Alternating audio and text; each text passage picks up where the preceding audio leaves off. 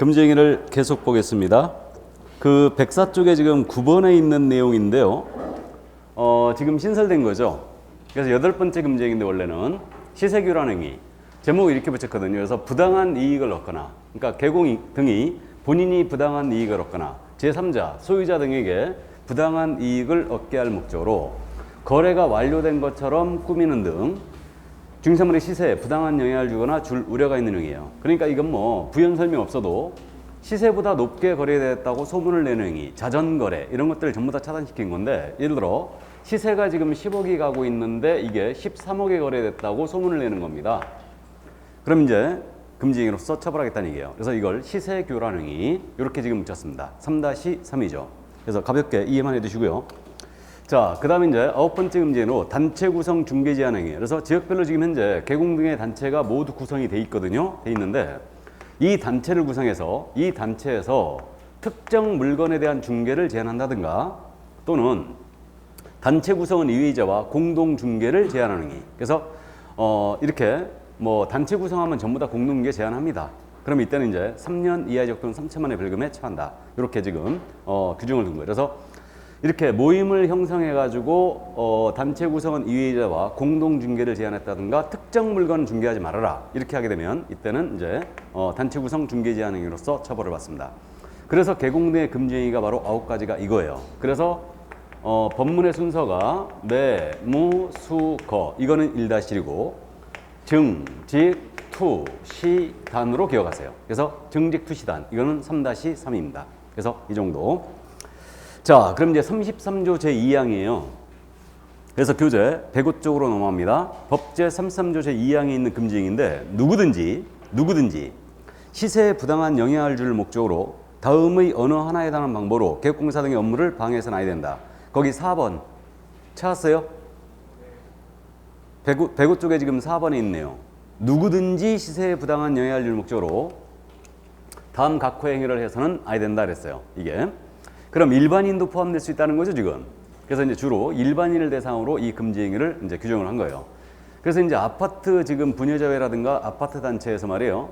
그 시세를 지금 현재 유지를 하기 위해서 이런 행위들을 해서는 안 된다는 얘기입니다. 그래서 일단 기본적으로 이 금지 행위는 일반인이 포함될 수 있고 시세에 이거 부당한 영향을 줄 목적이 있어야 됩니다. 목적범위에요. 그러니까 시세에 부당한 영향을 줄 목적으로 이 행위를 해서는 안 된다.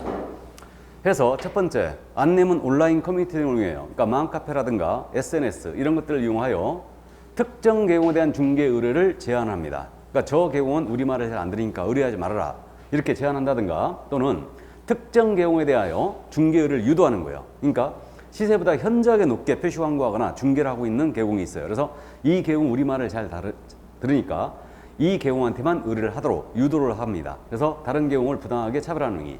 다음 세 번째로는 특정 가격 이하로 중개 의뢰를 하지 않도록 하는 거예요. 이게 가격 제한이죠. 이게 뭐 이건 부연 설명이 없어도 그냥 읽어만 봐도 느낌이 딱딱 오죠. 자, 그 다음에 이제 우리 계공의 정당한 표시 광고 행위를 방해하는 행위. 그러니까 예를 들어서 이 아파트 시세를 13억으로 지금 가야 되겠는데 이 계공이 지금 시세대로 12억에 지금 현재 광고가 나가고 있는 거예요. 그럼 이런 광고 나가면요, 이걸 신고해 버린다고 그랬죠? 허위 광고로. 그래갖고 허위 광고로 지금 신고를 하기 때문에 이런 행위를 방해하면 안 된다는 얘기입니다. 그리고 마지막으로 시세보다 현저하게 높게 표시 광고하도록 강요를 했다든가, 또는 대가를 약속하고 유도를 했어요. 그럼 이게 이제 마지막 강요 유도 행위입니다. 그래서 지금 요거는 제가 두 음자를 어떻게 땄냐면 유가 강제 방해로 두 음자를 따놨어요. 암기표에 지금 유가 강제 방해 이렇게 해놨는데, 이게 뭐냐면 유가 유도, 특정 계공에 대한 중개 의뢰를 유도했다는 얘기예요.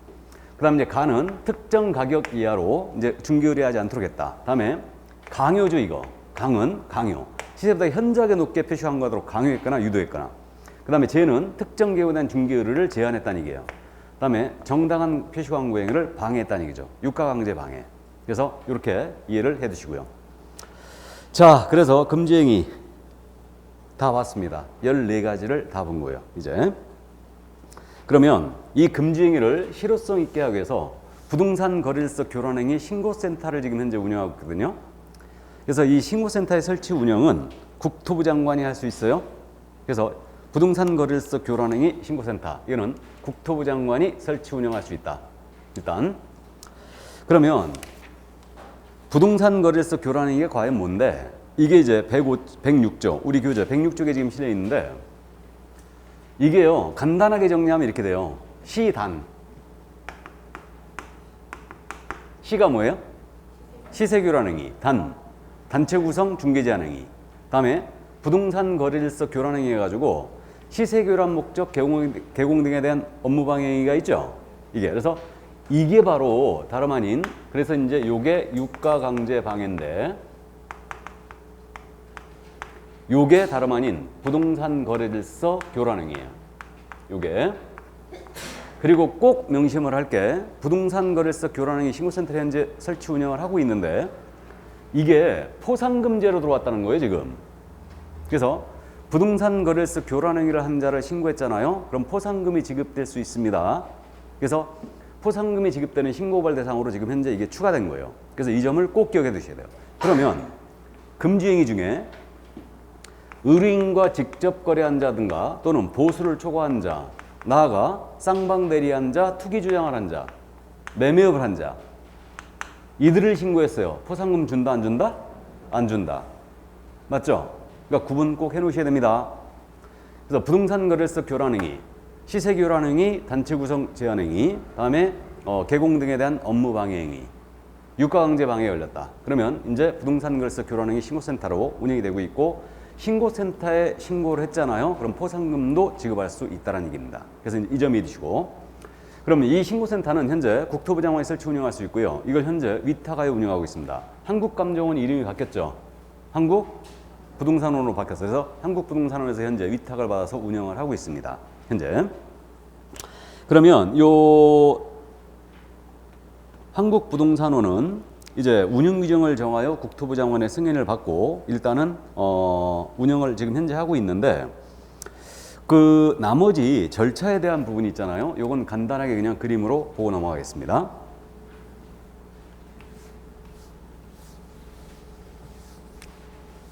그래서 지금 현재 요 부동산 거래일서 교란행위 신고센터 운영 절차는 이렇게 됩니다. 그러면 부동산 거래일서 교란행위를 신고를 하는 거예요. 신고센터에다가 신고를 하는 겁니다. 이때는 이거는 3-3이거든요. 모두 처벌이 3-3이기 때문에 이것은 반드시 서면으로 해야 돼요. 구두로 할 수 없어요. 서면 신고해야 됩니다. 물론 전자문서 의한 신고도 되는데 서면으로 반드시 신고를 해야 됩니다. 구두로 할 수 없다. 이렇게 되고, 근데 신고 내용이 명백히 허위였다. 그럼 국토부 장관의 승인을 받아서 바로 종결 처리에 부를 수 있어요. 그러면 신고를 받았지 않습니까? 신고센터가 신고를 받으면 관계 시도의사, 등록관청 등에다가 조사 및 조치를 요구해야 합니다. 요구해야 한다라고 돼 있어요, 이게. 요구할 수 있다가 아니에요. 그러면 시도의사 등록관청의 조사 및 조치 요구를 누가 한다고요? 신고센터가. 국장이 하는 거 아니에요. 그래서 국토부 장관은 이자에게 한국부동산원에게 위탁만 해놨을 뿐이지 이자가 지금 현재 주관을 하고 있는 거예요. 그러니까 신고센터가 시도의사 등록관청에다가 조사 및 조치를 요구를 해야 한다라고 돼 있죠. 그러면 요구를 했어요. 그러면 시도의사 등록관청은 신속하게 조사 및 조치를 완료해 주고요. 이걸 피드백해 줍니다. 피드백해 주는 거는 며칠? 10일 내에 해줘야 돼요. 10일 내에 결과를 통보합니다. 그럼 신고센터가 이거 결과 통보를 받았잖아요. 그러면 신고인에게 다시 통보해 주는 거예요. 결과를 알려줘야 되죠. 결과를 알려줘야 되고, 이걸 쫙 모아가지고 신고받은 사항이라든가 또는 이거 피드백 받은 거 있죠. 이걸 모아가지고 매월 며칠까지? 10일까지 직전달의 신고 접수 사항과 처리 결과 통보받은 거 이걸 모아가지고 매월 10일까지는 국토부 장관에게 제출을 해줘야 돼요. 통지해줘야 됩니다. 자, 그래서 이렇게 된다. 그러면 지금 신고센터는 숫자가 10죠. 이거를 모니터링하고 헷갈리면 안 된다는 얘기예요. 우리 표시광고에 대한 모니터링 기억하고 있죠? 모니터링도 마찬가지로 국토부 장관이 표시광고에 대한 모니터링 할 수 있다라고 돼 있고, 이거 한국인터넷광고제에다 위탁을 해놨는데, 모니터링은 이거는 국토부 장관이 시도의사 등록관청에다가 조사 및 조치를 요구할 수 있어요. 국토부 장관이. 그래가지고 피드백을 누구한테 한다? 국토부 장관한테. 근데 신고센터에 하는 거 이거는 차이가 있죠, 지금. 참고하시고. 그러니까 조사 및 조치 결과 통보는 10일이라는 건 똑같아요, 숫자가. 근데 여기 모니터링에서는 기본 모니터링을 했어요 지금. 그러면 결과 보고 해야 되죠. 분기 마지막 날부터 며칠? 30일 내에. 기본 모니터링은 분기별로 하는 거고 3개월마다 하니까 30일이고요. 수시 모니터링 했거든요. 결과 보고 해야 되죠. 며칠? 이건 15일이죠. 그러니까 모니터링에서는 10, 15, 30으로 갑니다. 근데 여기는 10, 12에 그냥 이해했죠? 그러니까 모니터링은 주체가 누구라고 기억하면 되느냐면 국토부 장관이라고. 그러니까 피드백도 국토부 장관이 하는 거예요. 근데 여기 신고센터는 지금 주체가 누구예요 지금? 신고센터를 이해하면 돼요. 그러니까 이자가 요구하고 이자에게 피드백 해주는 겁니다. 이해하죠? 자, 그래서 이제 이 정도. 그래서 이 정도만 감 잡아두시기 바랍니다. 자, 그래서 부동산 거래소 교란행위 신고센터까지 다 봤어요. 그럼 넘어갑니다. 중개보수 108조. 자, 이 중개보수로 넘어왔는데, 그래서 이제 지금서부터는 조금 편안해졌습니다. 뭐 쉽게 이 부분을 이해하고 있고요. 작년에 중개보수를 이론을 2문제 냈거든요. 이론을 2문제 냈는데 원래 출제 비중은 중개보수는요. 이론 1문제, 계산 1문제예요. 그래서 작년에 이론을 2문제 냈습니다. 일단은 자, 그럼 이제 중개보수와 실비가 있는데 보수와 실비는 별도로 간다는 거 참고하시고요. 중개보수 관련해서 중개보수 청구권을 이해를 해 두셔야 됩니다. 이거는 출제는 자주 안 하는 부분이지만 이 부분만 이해하고 있으면 돼요. 개공의 고의과실로 계약이 해제됐다. 그럼 보수를 받을 수 없습니다. 그래서 이 부분만 이해하고 있으면 되는데 보수를 달라고 할 수 있는 권리거든요. 이게 중개보수 청구권인데 이 토지를 갑과 을이 거래하시는데 이 거래를 우리 개공 A가 소개합니다. 그러면 A의 중개를 하면 토지에 대한 거래가 성사가 됐거든요. 그럼 보수를 달라고 할 수 있는 권리 자체가 언제 발생이 되느냐 이 문제예요. 그럼 중개보수 청구권은 중개 의뢰를 받을 때 발생했다. 아니다. 계약이 체결됐을 때 발생했다. 아니다. 잔금 시에 발생했다. 언제예요? 중개 의뢰를 받을 때. 바로 이때 발생해요. 거래계약 체결을 정지 조건화 이때 발생하는 게 일반적인 견해입니다. 판례도 그렇게 보고 있는 것 같아요. 그래서 중개 의뢰를 받을 때 이때 발생이 된다. 그럼 행사는 언제 하느냐? 중개가 완성되면 행사할 수 있어요. 그럼 중개 완성은 계약의 체결을 말하죠. 그러니까 이때 행사하는 겁니다. 그럼 잔금과는 관련이 있다 없다? 전혀 없다. 잔금과는 전혀 관련이 없어요. 그러면 이렇게 되네요. 계약 체결 후 잔금 지급 전에 당사자 간의 사정으로 이 계약이 깨져버린 거예요 지금. 당사자 간의 사정으로. 그럼 이때는 보수받을 수 있다는 얘기가 된 거죠. 이때 행사할 수 있으니까 이렇게 됩니다. 그래서 이제 이 소멸에 관한 문제인데 중개 의뢰받을 때 발생하고 행사는 중개 완성 시에 왔으니까 개공의 고의과실로 계약이 해제가 됐어요. 그럼 예를 들어 토지에 대한 소송 제기된 사실이 있었는데 이 사실을 숨겼습니다. 개공이. 그런 바람에 계약이 성사가 됐는데 후일 을이 그 사실을 알게 됨으로써 이 계약을 깨버린 거예요. 그럼 개공이 고의과실로 계약이 해제가 된 거죠. 그럼 이때는 보수청구권이 소멸하기 때문에 받은 금액이 있다면 반환해야 돼요. 못 받은 때는 더 이상 못 받게 돼요. 그럼 거꾸로 해서 가면 당사자의 이행지체로 인하여 이 계약이 해제가 되거나 무효가 되거나 취소가 됐어요. 그럼 이때는 소멸한다 안 한다? 안 한다는 얘기죠. 그래서 이 부분 이것을 작년에도 이제 지적을 했습니다. 그러니까 이해만 일단 해주세요. 그러니까 당사자 간의 이행지체로 인한 계약이 해제되면 받을 수 있다. 소멸하지 않습니다. 그래서 이 정도 이해해 두시고요. 그럼 보수 지불 시기가 지금 나와 있으니까 바로 같이 봅니다. 중개보수의 지급 시기는 당사의 약정에 따르되 약정이 없다면 언제로 간다고요? 대금 지급이 완료된 날로 한대요. 논리적으로 안 맞죠? 보수청구는 이때 발생이 되고 행사는 이때인데 약정이 없다면 이때로 가야 되는데 잔금시로 가고 있어요. 대금 지급이 완료된 날로 한다. 중개 완성된 때가 아니에요. 착각하시면 안 돼요. 그래서 대금 지급이 완료된 날로 한다. 약정이 없다면. 자, 그럼 이 정도 이해를 해두시고요. 자, 그럼 이제 본론으로 들어가서 중개보수의 범위, 중개보수의 한도로 들어갑니다. 그래서 이 중개보수의 한도를 정하는 방법은 반드시 이해를 꼭 해두셔야 됩니다. 이거는 이론을 낸다면 무조건 물어봐요. 그러니까 중개보수 한도를 정하는 방법이 물건이 주택이냐 주택이 아니냐로 구분되어 있어요. 크게. 주택이냐 주택이 아니냐. 그럼 주택에 대한 중개보수 한도는 어떻게 정하게 되냐면 국토교통부령이 정하는 범위 내에서 세부 내용은 시도 조례로 정합니다. 그러면 주택에 대한 중개보수에 대해서는 시도 조례가 정하고 있는 범위를 초과하면 안 된다는 얘기죠. 그리고 주택이 아닌 물건 있잖아요. 주택이 아닌 물건은 한도를 국토교통부령이 직접 정하고 있습니다. 직접. 그래서 이거는 주의할 사항이 조례로 위임된 사항이 아니란 얘기예요. 주택이 아닌 물건은 이 점을 주의해 주시고, 그러면 주택에 대한 중개보수 한도로서 국토부령이 정하는 법은 어떻게 되어 있냐면 당사자 쌍방으로부터 각각 받되 거래 당사자 일방으로부터 받을 수 있는 한도죠. 우리는 일방 한도 체계예요.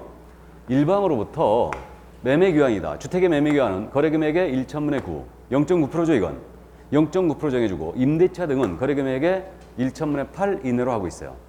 그래서 매매 교환은 1천분의 9, 0.9, 임대차 등은 0.8로 정해주고요. 국토부령이 이 범위 내에서 시도 조례가 다시 정하고 있는 겁니다. 이렇게 세부 내용은. 그럼 이제 주택이 아닌 물건이거든요. 주택이 아닌 물건은 다시 두 가지로 나눠졌어요. 물건이 오피인 경우와 오피스텔이 아닌 경우로 나눴죠. 그래서 이 오피스텔은 모든 오피스텔이라는 게 아니고 전용 면적 기준이에요. 전용 면적 기준 몇 제곱미터? 85제곱미터 이하짜리 오피를 얘기합니다. 전용 입식부엌과 화장실 이걸 갖춘 걸 얘기해요. 이거를.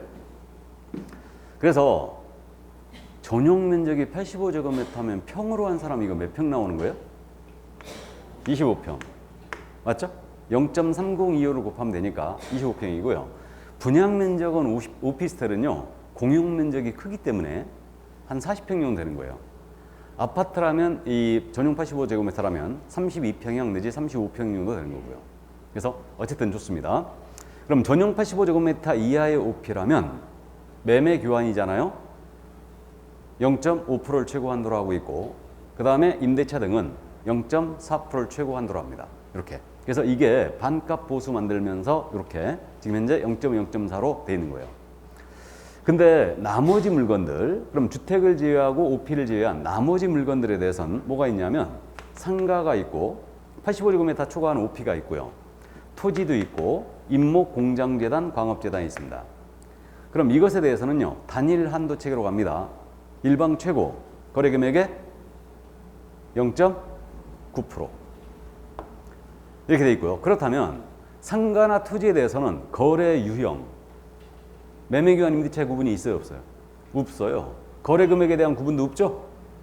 단일 한도 체계예요. 그러니까 상가 매매를 중개하든 임대차를 중개하든 토지 매매를 중개하든 임대차를 중개하든 다 똑같다. 임목의 저당권을 중개해도 마찬가지. 최고 일방 몇이에요? 0.9%. 그러면 상가의 임대차를 쌍방 모두를 중개한 거예요.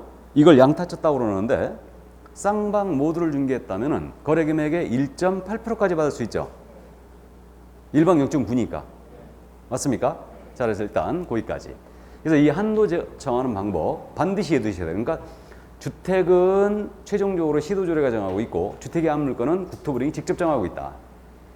그럼 우리가 한도액표를 게시를 해야 되죠. 그럼 게시를 할 때 주택에 대해서는 시도조례가 정하고 있는 범위를 게시하는 거고요.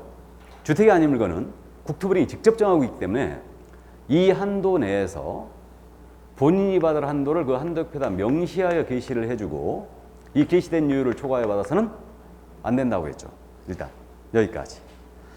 그래서 지금 108쪽서부터 110쪽 맨 위에까지 설명을 한 거예요. 지금 뭔 말인지 알아보셨죠? 자, 이렇게 돼 있고 그럼 우리는 시도 조례가 정하고 있는 주택에 대한 중개보수의 한도를 따져봐야 되죠. 그래가지고 거기 109쪽에 지금 시도 조례표가 지금 실려 있죠. 실려 있는데 제 요약집에는 이게 빠져 있죠. 왜 빠져 있느냐? 당연히 시도 조례표를 시험에 낼 일이 있다 없다? 없어요. 계산 문제 출제할 때는 제시를 해준다는 얘기예요. 그러니까 일단 시도 한도액표, 시도 조례가 정한 한도액표 그냥 참고해 두시는데 전국 17개 시도가 있거든요. 지금 세종특별자치시까지. 그럼 17개 시도가 현재 저 주택에 대한 중개보수 한도표가 같다 틀리다? 모두 같다고 그랬죠? 모두 같아요. 모두 같습니다. 이게 현재 다 똑같아요. 그래가지고 국토부에서 만들었고 지침을 준 것 같아요. 느낌이. 그러니까 이제 똑같을 수밖에 없는데 서울시가 다른 시도 거 베꼈다고 그랬죠? 원래는 중개법 시에는 서울시가 먼저 만들고 서울시 거를 다른 시도가 베꼈거든요. 근데 이번엔 거꾸로였죠. 서울시가 눈치 보느라고 다른 시도 다 만든 다음에 마지막에 만들었어요. 근데 똑같습니다. 여전히. 그래서 지금 참고해 두시는데 여기 매매교환, 임대차로 구분했고요. 거래금액은 5천만 원 미만, 매매는 5천만 원 미만, 2억 미만, 6억 미만, 9억 미만, 그 다음에 9억 이상 이렇게 지금 돼 있고, 그 다음에 임대차 등도 5천만 원 미만, 매매와 이게 절반입니다. 1억 미만, 3억 미만, 6억 미만, 그 다음에 6억 이상. 이른바 이게 국회주택이에요. 그래가지고 5천만 원 미만은 매매는 0.6으로 출발합니다. 이거 최고 한도죠. 확정률이 아니에요. 그래서 0.6, 0.5, 0.4라고 하고요. 6억에서 9억대. 이것은 이제 반값 보수 만들면서 원래 6억 이상이 전부 다 0.9였는데 1000분의 5로 만들어 놨고요. 지금 현재 9억 이상은 1000분의 9로 돼 있어요. 현재 근데 국토부 작업하고 있는 게 9억에서 12억 구간대를 만들겠다 이거예요. 지금 다시. 주택가격이 워낙 많이 올랐기 때문에. 그래서 서울의 경우 많이 올랐기 때문에 9억에서 12억 구간대를 만들겠다라고 지금 현재 고민 중입니다. 이게. 현재 이렇게 돼 있고, 그 다음에 이제 임대차는 0.1% 낮죠. 0.5% 출발해요. 그러니까 5천만 원 미만 0.5%, 5천 이상 1억 미만은 0.4, 0.3 이렇게 내려가고, 그 다음에 이제 6억 이상은 0.8%, 그 다음에 이건 이제 반값 보수로서 3억 이상은 원래 0.8%였는데 0.4로 반토막 내는 거예요. 그래서 6억 이상이 이제 0.8% 돼 있습니다. 한도액도 있어요. 매매 교환은 2580이에요. 한도액이. 25만 원, 80만 원 이렇게 돼 있고, 임대차 등은 2030입니다. 나머지는 한도가 없어요. 이게 바로 이제 우리 서울시가 갖고 있는 주택에 대한 중개 보수 한도액표다. 일단은. 자, 그럼 이제 이 정도 이해를 하시고, 이것을 그러면 시험 보기 위해서는 암기할 필요가 없기 때문에 일단은 참고만 해 두시고요. 시험 볼 때는 이걸 제시를 해 준다는 얘기예요. 이거를. 근데 이거를 적용하는 방법은 이해하고 있어야 되거든요. 그러면 이게 적용하는 방법에 대해서 우리 교재에 흩어져 있으니까 먼저 여러분들이 쭉 한번 보시기 바랍니다. 들어만 두시는데, 일단 우리는 일방한도책이에요. 그러니까 산출된 보수를 쌍방으로부터 양쪽 모두를 중개했다면 각각 수수할 수 있죠. 이거 각각 받을 수 있어요. 일방한도책이니까. 그 다음에 이거 2번에 있는 내용 엄청 잘 물어보는데, 이거 주택의 소재지 시도주례와 중개사무소의 기준 시도주례가 틀렸잖아요. 그럼 이때는 중개사무소 기준 시도주를 적용합니다. 예를 들어 서울시 노원구에 사무소를 두신 우리 개공께서 인천시 부평구에 있는 주택을 중개했다. 그럼 물건지로 가는 게 아니란 얘기죠. 사무소 기준 통일합니다. 서울시 조례를 적용합니다.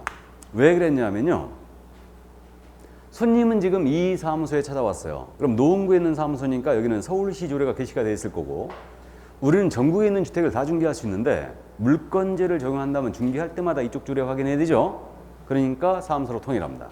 그래서 그렇다면 분사무소에서 주택에 대한 거래 소개했다면 주된 사무소로 가야 돼요? 분사무소로 가야 돼요? 분사무소로 가야 되죠. 손님은 이 분사무소를 찾아왔으니까. 맞죠? 그래서 분사무소 기준입니다. 이 내용이 우리 교재에는 지금 현재 113쪽에 맨 위에 있어요.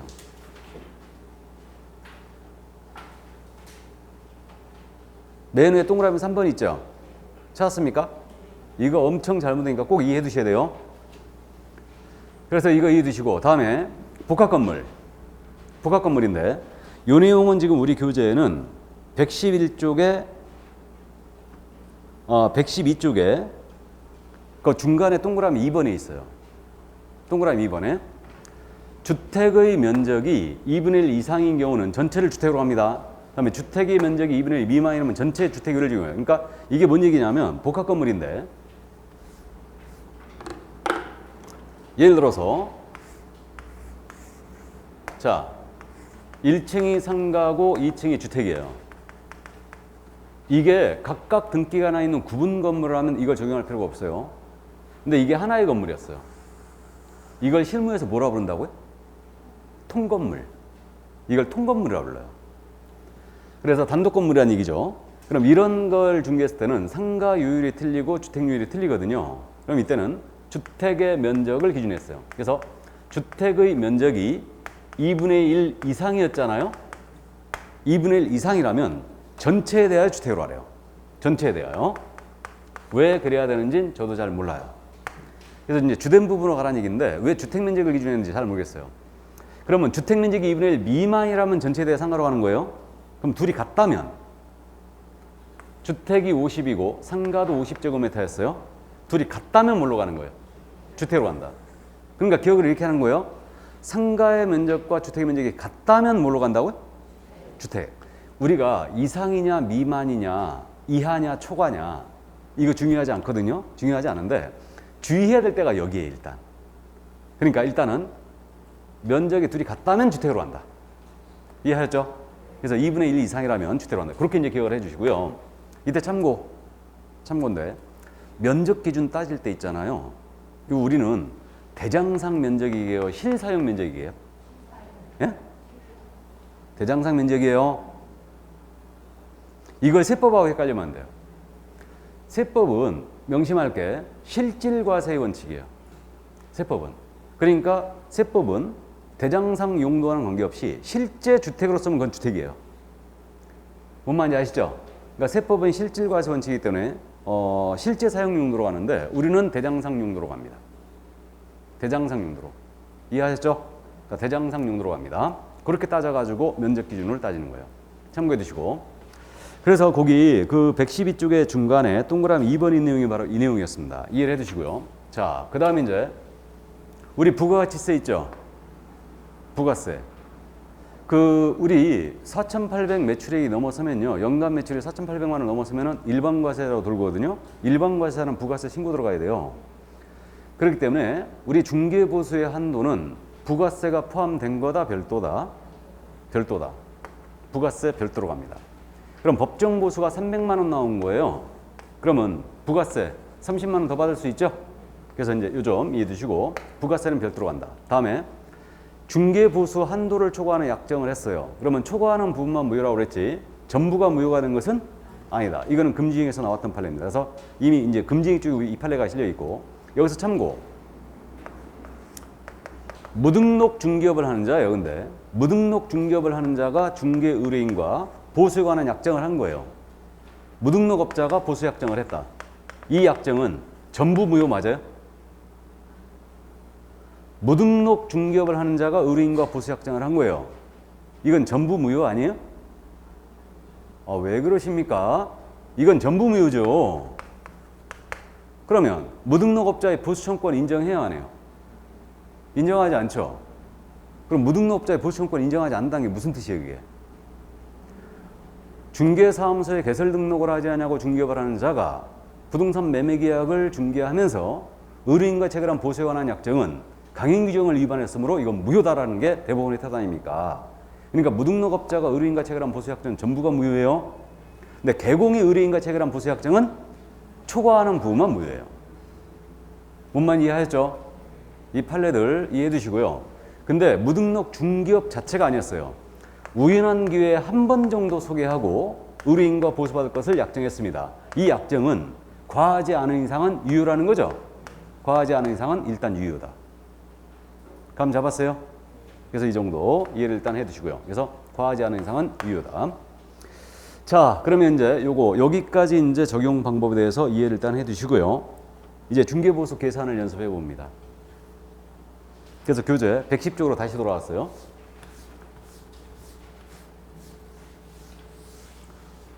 우리 교재 부가세 얘기 있나요? 나 못 찾았는데 이거 부가세 얘기. 나중에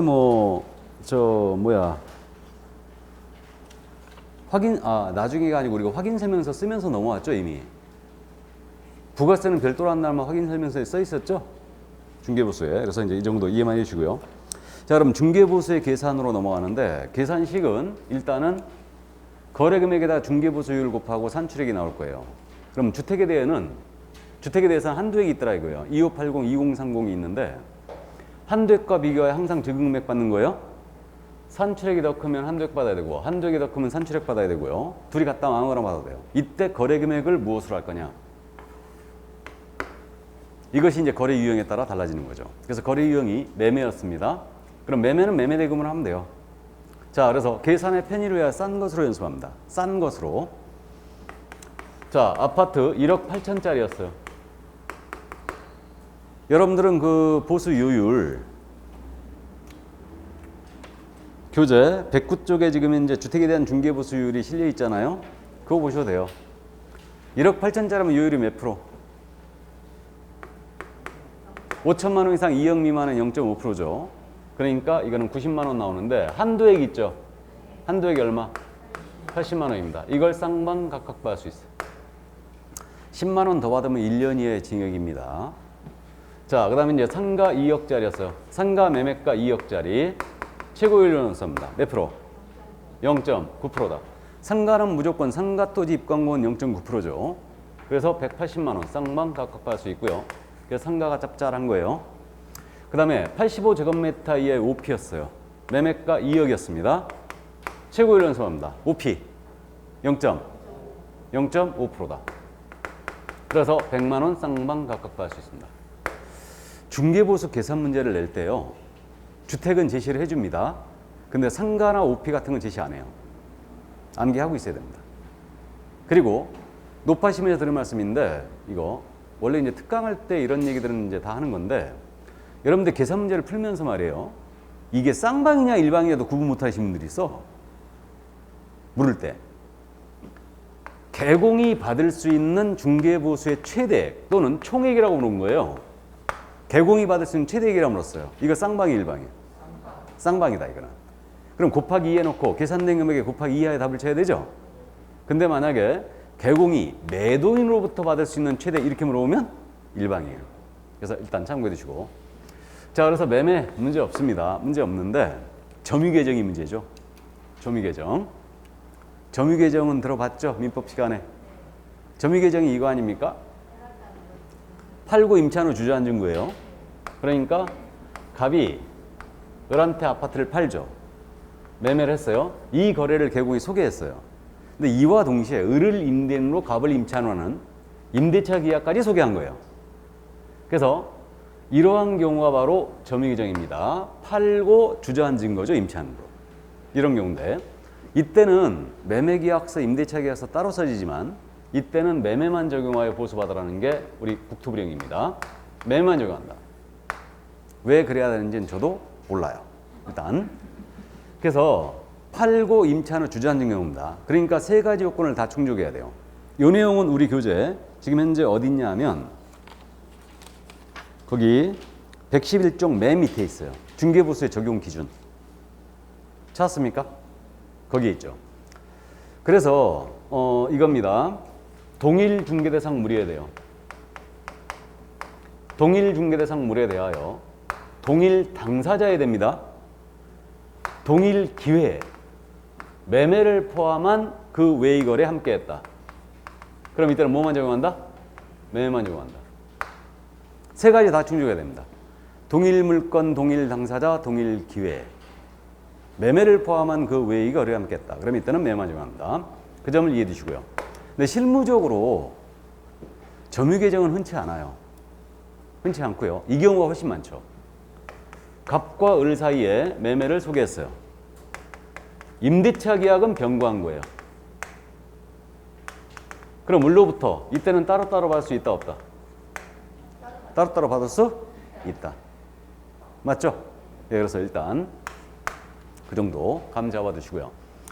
자, 그래서 여기까지 점유계정 이해를 해 두시고요. 동일 물건, 동일 당사자, 동일 기회 매매를 포함한 그 외의 거래에 함께했다.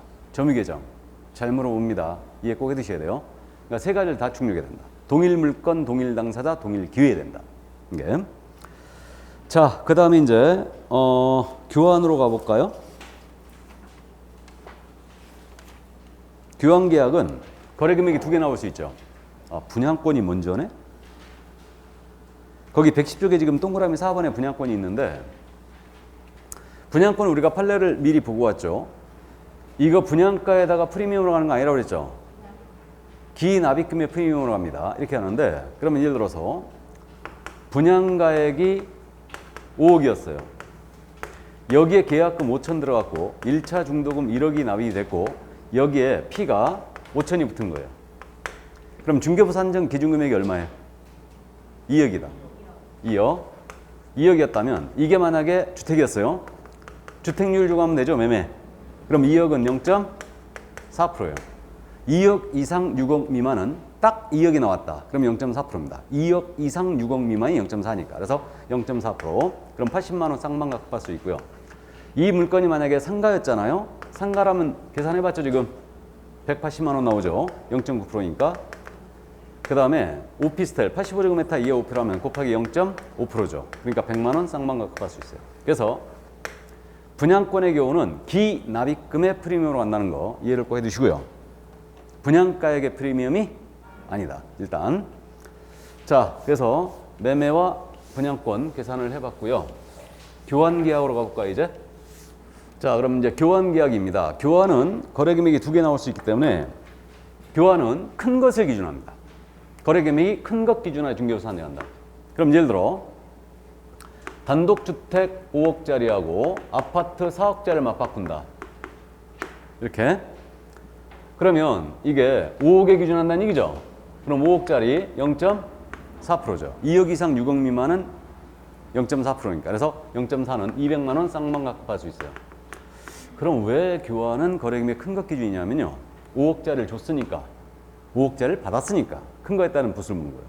그래서 큰 것 기준이다. 이때 그럼 아파트 4억짜리 주는 사람은 여기다 플러스 1억을 하죠. 이 1억을 민법 시간에 뭐라 부른다고요? 보충금. 보충금이라고 부르는데 이건 매매대금액하는 규정을 준용한다라고 돼 있지만 보충금은 중개보수 계산할 때 산입하지 않습니다. 순수가액만 비교할 큰 것 기준이에요. 일단. 근데 실무적으로 교환을 중개하시라고 하지 말라고 그랬죠. 그래서 이제 10중 8구는 사기로 고소 들어오니까 일단은 하지 마시기 바랍니다. 실제로 교환은 사기가 지금 횡행하는데 여기 안 팔리는 물건 있죠? 보충금에다가 안 팔리는 물건 끼워넣기 해요. 그래갖고 서로 맞바꿔버리는 겁니다. 그래서 웬만하면 중개를 자제하시기 바랍니다. 그러면 시험에서 교환은 계산 문제를 낼 수 있는 게 여기까지예요. 지금부터는 참고인데 아파트 5억짜리하고 상가 5억을 맞바꿨어요. 유일체계가 틀리고 금액은 같죠 지금. 그럼 이때 뭘 기준해야 되겠습니까? 상가를 기준합니다. 이때는 어떻게 하냐면 유일체계가 다른 물건끼리의 교환은 참고해 두세요. 유일체계가 다른 물건끼리의 교환은 각각 중개부수를 계산해요. 각각 계산해 갖고 큰 것 나오는 거, 부수가 높게 나오는 거, 요걸로 지금 현재 한다는 게 일반적인 견해인 것 같아요. 그럼 지금 아파트 5억짜리 200만 원 나오죠? 상가 5억짜리 얼마나? 450 나옵니다. 그러니까 이것을 쌍방각급할 수 있다. 근데요, 아파트 예를 들어서 5억짜리하고 상가 4억짜리를 맞바꾼 거예요. 그럼 요일도 틀리죠? 금액도 틀리죠? 그죠? 그러니까 이때도 각각 계산해서 높게 나온 걸 받으면 됩니다. 됐죠? 그러니까 이제 4억에 따르면 4, 9, 36, 360을 쌍방각급할 수 있다는 얘기예요. 됐습니까? 그래서 이건 참고사항이에요. 참고사항이고 교환, 큰 것 기준이라는 걸 이해를 해둡니다. 자, 그럼 이제 전세로 내려갑니다. 전세는 전세금으로 거래금을 하면 돼요.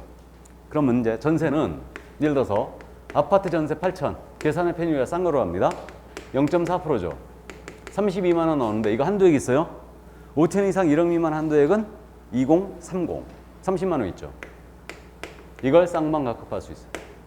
2만 원 더 받으면 몇 년 징역 간다고요? 1년 징역 가십니다. 다음에 상가 8천짜리예요. 최고율 0.9%, 72만 원 쌍방각급할 수 있고요. OP 85제곱미터 이하의 OP 전세 8천 곱하기 0.4%죠. 임대차는 0.4%. 그럼 32만 원을 쌍방각급할 수 있습니다. 전세는 너무 쉬워서 계산 문제 낸 적 한 번도 없어요. 문제는 임대차예요. 임대차. 그럼 임대차는 거래금을 어떻게 삼냐? 보증금 더하기 월차임 곱하기 100으로 합니다. 이게. 그럼 예를 들어서 보증금 5천이었어요. 월세가 30이 있었습니다. 그럼 거래금은 어떻게 되냐면 8천이 나오죠. 5천 더하기 30만 원 곱하기 100이죠 지금. 100이 나옵니다. 그럼 요게 3천만 원 나와요. 그럼 총 거래대금 얼마? 8천이 되는 겁니다. 계산해봤죠 지금. 주택이라면 0.4%, 30만 원이고 상가라면은 72만 원. 85제곱미터의 OP였다면 이 조건에 OP였다면은 32만 원 계산돼요. 그래서 임대차는 보증금 더하기 월세 곱하기 100을 하는데 이 100이라는 숫자가 어디서 나온 거냐면 지금은 이렇게 하면 절대 안 된다고 그랬는데 예전에 보증금을 월세로 돌릴 때 월 일부 이자를 쳤어요. 월 일부. 월 일부는 월 1%를 얘기하고요. 연리로 따지면 12%예요. 지금은 5%를 절대 초과 못하게 돼 있거든요. 보증금을 월세로 전환시킬 때. 그래서 일부로 돌렸죠, 일부로. 그러니까 보세요. 내가 전세 8천짜리 들어가는데 5천밖에 없는 거예요. 3천만 원 월세 전환시키는 겁니다. 3천만 원에 대한 월 일부가 30만 원이죠, 지금. 곱하기 100 하면 다시 3천 나오잖아요. 그래서 거기서 유래된 겁니다. 근데 이전에는 이게 계약기간 월 수를 곱했어요. 그러니까 주택임대차는 24를 곱했고요. 상가임대차는 통상적으로 12를 곱했거든요. 근데 2006년도부터 이게 100으로 바뀐 거예요. 그래갖고 소액임대차에 있어갖고 무료 보수가 3배 정도 올랐어요, 진짜로. 3배 정도. 너무 비싸진 거예요. 그래갖고 소액임차인을 보호하기 위해서 임대차는 대원칙이 이렇게 가는데, 이렇게 계산한 금액이 만약에 5천만 원 미만이 나왔잖아요. 5천만 원 미만이 나오면 그러면 이거 딱 5천이 나오는 거예요. 그럼 월세 곱하기 70으로 한다, 안 한다? 안 한다. 그러니까 5천만 원 미만이 나오면 보증금 더하기 월 차임에다가 곱하기 몇을 한다? 70이야. 이 70이라는 숫자는요, 적당히 낮춘 거예요, 그냥. 어디서 나온 게 아닙니다. 70%를 적용하는 것도 아니에요. 70%를 70으로 한 겁니다, 그냥. 그래서 일단은 70으로 한다. 그럼 예를 들어서 보증금 2천에다가 월세가 20만 원짜리였어요, 이거. 얼른 계산해도 이거 4천밖에 안 나오죠? 5천만 원 미만이 된 겁니다. 그럼 이제 2천 더하기 월세 20만 원 곱하기 70으로 해야 되죠. 그러면 거래금이 얼마 나와요? 3,400만 원이 나와요. 이 물건이 만약에 주택이었지 않습니까? 그럼 주택률을 적용해야 되죠? 곱하기 0.5%. 임대차는 5천만 원 미만에 0.5로 출발하잖아요. 0.5. 그러면 17만 원 계산되고요. 이게 상가 임대차였다. 그럼 곱하기 0.9%죠. 상가는 0.9%잖아, 무조건. 0.9%. 그러면 이거는 30만 6천 원이 계산되고요. 이게 85제곱미터 이하의 오피스텔이었다. 그럼 곱하기 0.4%죠. 그러면 이제 13만 6천 원이 계산이 될 겁니다. 이렇게. 그래서 주의할 점은요, 임대차는 보증금 더하기 월세 곱하기 100으로 하는데, 이렇게 계산한 금액이 5천만 원 미만이 나왔을 때는 월세 곱하기 70으로 하는데, 이렇게 계산한 방법은 주택임대차만 그렇게 한다, 다 그렇게 한다, 다 그렇게 한다. 이걸 주의해야 돼. 주택임대차만 그렇게 하는 게 아니야. 토지임대차든 상가임대차든 오피임대차든 다 이렇게 한다는 점 일단 이해를 해두시고요. 이게. 그래서 여기까지가 바로 이제 계산 연습이었습니다. 여기까지가. 중개보수의 지급 시기에는 약정이 없다면 언제 주는 걸로 한다고? 거래대금 지급이 완료된 날. 이렇게 돼 있고. 그 다음에 있잖아요. 우리 중개보수 다 봤는데, 우리 법령상으로는 중개보수를 받았을 때 중개보수 영수증 있죠? 우리 중개보수 영수증 제도가 있게요, 없게요? 없어요. 우린 영수증 제도 없습니다. 그러면 중개보수 받았는데 영수증 안 줘도 되느냐?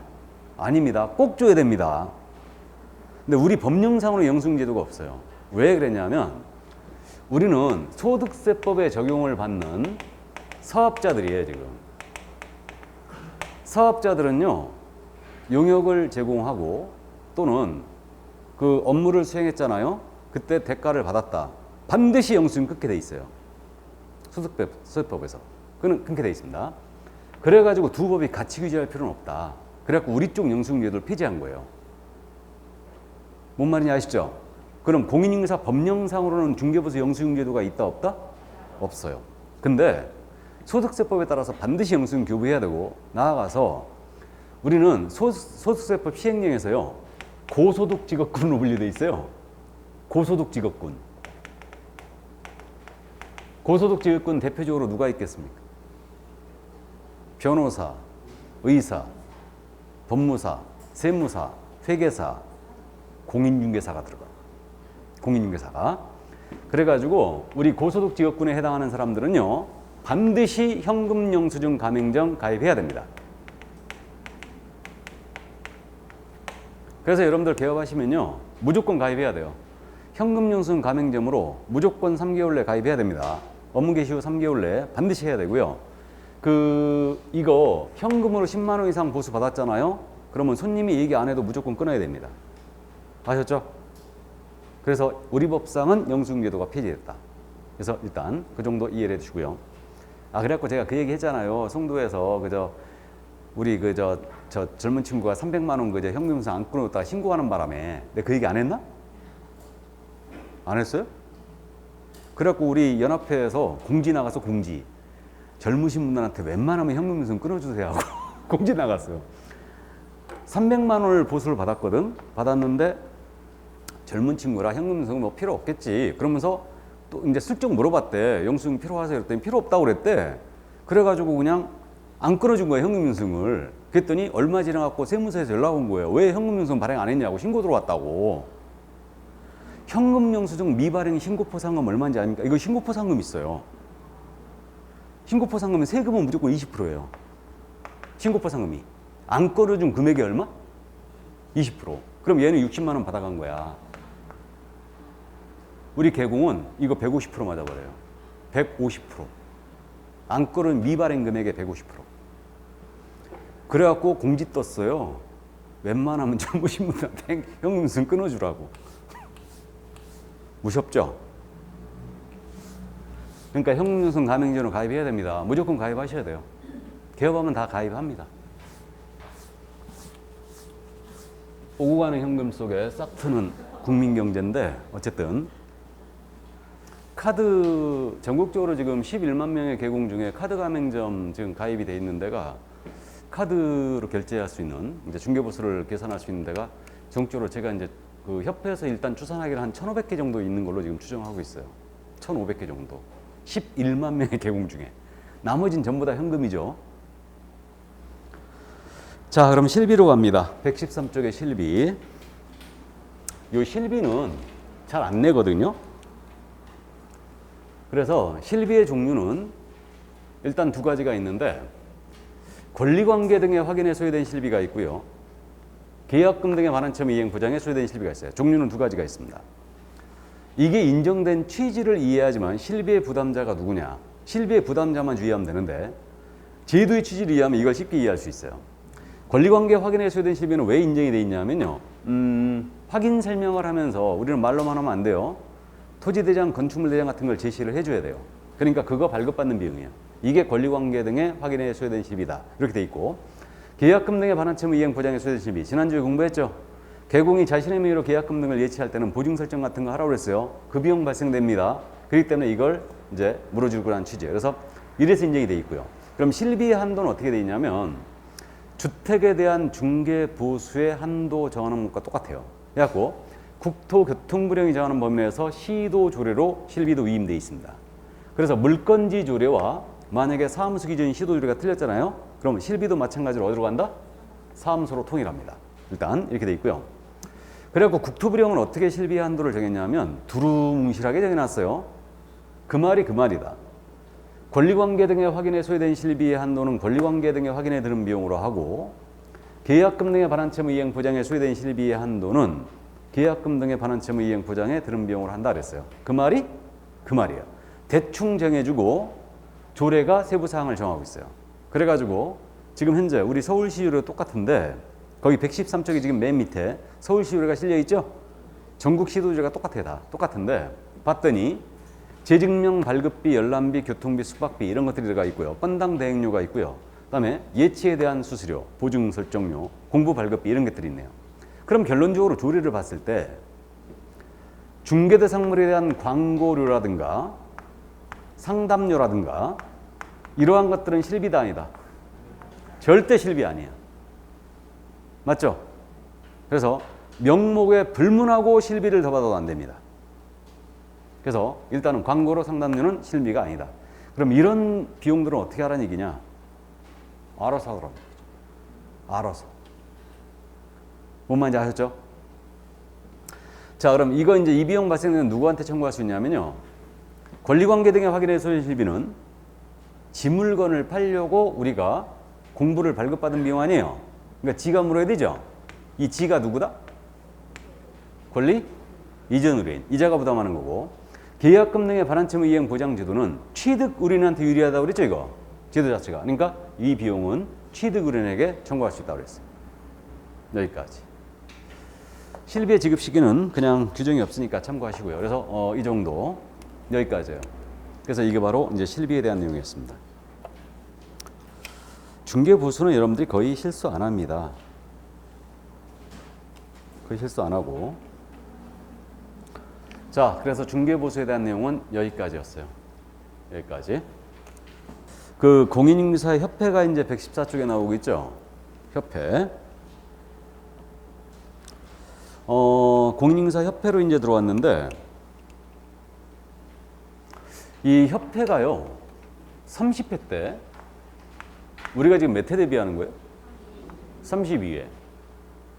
31회 때 작년 시험에서 출제를 안 했어요. 30회 때 세 문제를 냈어요. 그래서 협회를 원래 출제비 중에 하나거든요. 하나인데 저렇게 몽땅 냈다. 그러면 다음 회에 쉬는 경향을 보이는데 그래갖고 작년 시험에서는 협회가 출제가 쉴 거다. 일단 예상을 했었는데 아니나 다를까 쉬었습니다. 그래갖고 작년에 쉬었기 때문에 올해는 틀림없이 낸다는 얘기죠, 그럼. 그래서 이제 비중은 일단 하나인데 나머지는 거의 여러분들이 어려워하지 않는데 공제사업 쪽을 디테일하게 내거든요. 그러니까 공제사업 쪽을 좀 디테일하게 공부를 좀 해주셔야 됩니다. 이 부분. 자, 그럼 이제 협회 설립에 대한 부분인데 협회가 지금 두 개의 협회가 설립되어 있거든요. 한국공인인증사협회와 세대한공사협회가 설립되어 있어요. 두 개가 있습니다. 그러면 우리 개업공사는 협회를 설립해야 된다, 할 수 있다. 할 수 있다예요. 임의 설립주의입니다. 그 다음에 반드시 협회 가입을 해야 되나요? 안 해도 되나요? 안 해도 됩니다. 그래서 임의 가입주의를 취하고 있고 그 다음에 두 개가 있는데 더 생길 수도 있어요. 그러니까 우린 단일협회제가 아니고 복수협회제예요. 참고해 두시고. 자, 그 다음에 협회의 성격은 꼭 이해를 해두시는데 협회는 당연히 법인으로 합니다. 법인으로 하는데 영리법인이다, 비영리법인이다? 당연히 비영리법인이고 사람이 모인 단체를 뭐라 한다? 사단법인이라고 해요. 그래서 원래 비영리법인은 민법이 규율하거든요. 민법이 규율하고요. 영리법인은 상법이 규율해요. 그래서 우리 공인인증사법에 협회에 관한 규정이 없지 않습니까? 그럼 민법 중 사단법인 규정을 준용합니다. 뭐 민법 중 재단법인 규정을 준용한다, 조합 규정을 준용한다 이렇게 물어본 적이 있는데 그건 우리를 매우 무시하죠. 불쾌한 지문이고 그래서 어쨌든 민법상 사단법인 규정을 끌어다 씁니다. 이걸 적용하고요. 우리 법에 규정이 없다면. 그 다음에 우리는 협회는 비영리법인인데요. 원래 민법에서 비영리법인 설립할 때는요. 주무관청의 허가를 받게 돼 있거든요. 원래 민법에서. 근데 우리는 협회가 비영리법인이지만 허가주의가 아니에요. 인가주의를 취하고 있어요. 그래서 법인 설립할 때는요. 뭐 자유설립주의, 준칙주의, 허가주의, 특허주의, 인가주의 뭐 여러 가지가 있는데 우리는 자유설립주의는 없어요. 법인 설립할 때. 그래서 이게 허가는 재량권이 있는 행위거든요. 원래. 근데 인가는 재량권이 없는 행위다. 이 정도만 이해하면 돼요. 그러니까 협회 설립 요건을 맞춰갖고 국토부 장관한테 인가 신청 들어갔잖아요. 그럼 국토부 장관은 이거 거절할 수 없어요. 요건에 적합하다면 반드시 인가를 해줘야 됩니다. 그래서 재량권이 없는 행위다. 이 정도만 이해하시면 돼요. 그래서 인가주의를 취하고 있습니다. 그럼 참고사항인데 협회는 사법인이게요? 공법인이게요? 사법인이에요? 공법인이 아닙니다. 이 공법인은 공사 같은 거 생각하시면 돼요. 그러니까 협회는 당연히 사법인이야. 근데 사익법인이게요? 공익법인이게요? 네? 공익법인이에요? 왜 웃으세요? 웃기는 얘기 안 했는데 웃으면 기분 상당히 나쁩니다. 자, 그래서 어쨌든 뭐 웃기는 얘기했는데 안 웃는 게 더 웃기지 일단. 그래서 어쨌든 그 공익법인이 아니죠. 이 공익법인이죠. 사익법인이 아니에요. 중개제도 연구 개선, 우리 사회 발전을 위한 단체이기 때문에 공익법인으로 분류되어 있어요. 사법인이지만 공익법인이다. 참고하세요. 일단.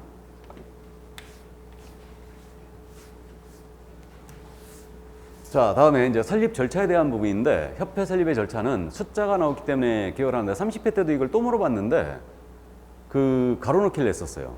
이거를. 협회는 법인이니까 일단 설립을 하자면 설립준비위원들이 모여야 되거든요. 설립준비위원들이 다름 아닌 발기인이에요. 그래서 발기인이 먼저 구성이 돼요.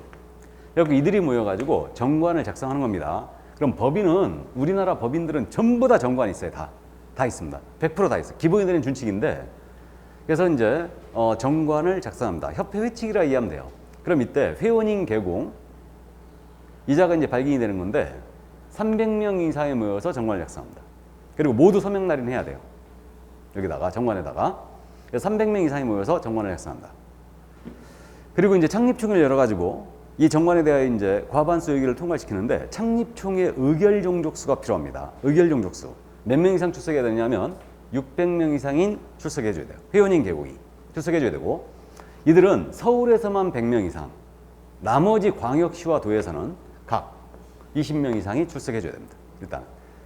그래서 왜 서울에서 이제 가장 많이 출석을 하도록 해놨냐면요. 전체 11만 명의 개업공사 중에 약 25%가 서울에 모여 있어요. 서울에. 그렇기 때문에 서울에서만 창립총회는 100명 이상이 출석을 해줘야 됩니다. 그 숫자는 이건 배수로 간다.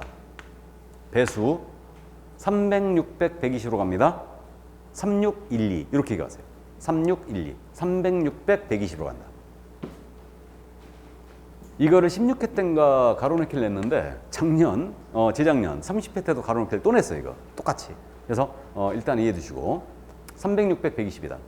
그 다음에 이제 정관을 통과시켰잖아요. 그럼 국토부 장관의 인가를 받아요. 인가를 받고 주된 사무소 소재지에서 3주간 내 설립 등기했잖아요. 그럼 협회가 최종적으로 성립이 됩니다. 일단 성립 시기 언제 성립한다고? 등기한 때 성립하는 겁니다. 그래서 여기까지. 그래서 이게 협회 설립의 절차였어요. 네? 설립 절차. 그래서 여기까지 이해하시고요. 자, 그러면 내려갑니다. 협회 구성. 협회 구성에 대한 부분은 이 부분은 협회 지금 조직이요. 법인이니까 주된 사무소 본점이 있고요. 지부 지회가 있거든요. 그래서 전에는 주된 사무소는 서울특별시에 둔다라는 규정이 있었어요. 근데 이 규정 삭제해버렸죠. 그러니까 이제 정관이 정하는 바에 따라서 인천광역시에 주던 경기도에 두던 상관이 없어요. 그래서 이건 과도한 규제였고 이거 삭제해버렸는데 지금 현재 두 협회가 전부 다 서울에 있습니다. 그저 우리 세대항공사협회는 왕십리역에 있고요. 한양대 있고 그다음에 이제 한국공사협회는 저기 서울대 있고 봉천동에 있어요. 그래서 현재 둘 다 서울에 있습니다. 주된 사무소는. 그러면 이제 신화도의 지부를 협회는 시군구의 지회를 그래서 시도 지부, 시군구 지회 이렇게 연결하게 같이 기억하시는데 신화도의 지부를 시군구의 지회를 둘 수 있답니다. 이건 뭐 당연한 얘기예요. 둔다가 아니란 얘기죠. 그러니까 이제 이건 임의주의라는 걸 알 수 있고요. 그럼 협회가 신화도의 지부를 설치를 했지 않습니까? 한때는 시도의사에게 신고하라 했어요. 협회가 지회를 시군구에 설치한 때는 등록관청에 신고하라 했어요. 그럼 이거 한때는 신고하라 했으니까 사후신고란 얘기죠. 그럼 이걸 갖다가 협회가 신화도의 지부를 설치할 때는 시도의사에게 신고해야 된다 그러면 틀렸네요. 그래서 니은과 리을의 차이인데 지금 이거를 잡기 위해 우리는 정확한 표현은 아니라고 그랬는데 우리 과목의 유일한 사전신고는 뭐로 기억하시라고요? 휴표. 정확한 표현은 아닌데 우리 과목 전체를 통틀어서 유일한 사전신고는 휴표협이라고 기억하세요. 그냥. 그럼 이거 사후신고로 잡을 수 있어요. 이게. 그래서 14회 때 이걸 갖다가 할로 바꿔냈지 않습니까? 치사하게 말이에요. 그래서 어쨌든 그렇게는 잘 안 내고 주로 이제 지부를 설치한 때는 국토부 장관에 신고했나 막 이렇게 내요. 그러니까 쉽게 맞춥니다. 그래서 이제 사후신고랑 감정 여기에 날짜 있어요 없어요? 날짜 없죠. 그러니까 예를 들어 또 이런 거 제가 아주 즐겨 쓰는 지문 중에 하나인데 협회가 지부를 설치한 때는 7일 내에 시도의사에게 신고해야 된다. OX. X죠.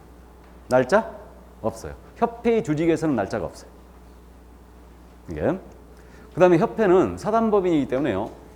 민법에 따라서 총회를 무조건 둬야 됩니다. 회원 전원 구성된 총회를 두게 돼 있는데 총회에서 어떤 사항을 의결했지 않습니까? 그럼 국토부 장관에게 지체없이 보고하게 돼 있어요. 지체없이. 요 지체없이를 15일로 바꿨다가 11일로 바꿨다가 아주 잘 냅니다. 그렇기 때문에 우리는 주요한 숫자 다 암기하고 가는 거예요.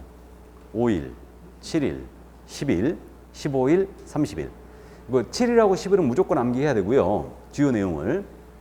그 다음에 이제 감을 잡고 가야 됩니다. 그래서 이런 것들을 쉽게 잡아낼 수 있어요. 이게. 자, 그래서 총회 의결 사항은 지체 없이 국토부 장관 보고 사항이다. 여기까지. 이게 바로 이제 협회 조직에 대한 내용이었습니다. 그럼 이제 협회 업무로 내려가야 되는데 이건 잠깐 쉬었다 할까요? 네, 잠깐 쉬었다 하겠습니다.